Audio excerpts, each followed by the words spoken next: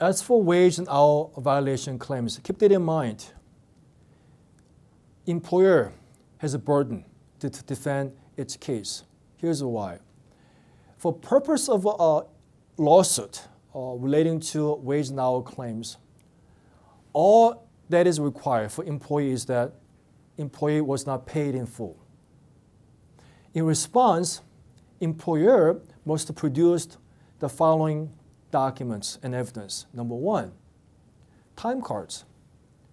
The employee's time cards. It must show that one employee clocked in when she came in and clocked out, went to lunch break, and clocked back in after came back from lunch break, and then clocked out at the end of the shift. That's the time cards.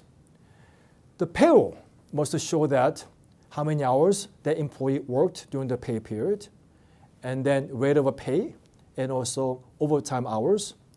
In other words, the hours reflected in time cards must be consistent with the hours reflected in your payrolls. Third, you must show your wage statements.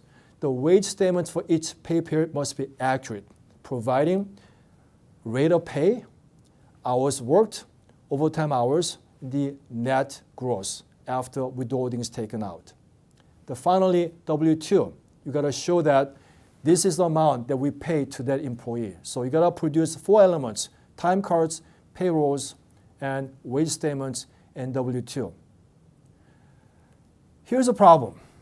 Many times, employer believe that we pay employee in full. However, if your documents do not support your defense, you have no defense at all. So make sure that you have accurate time cards, payrolls, and wage statements, and finally, W-2.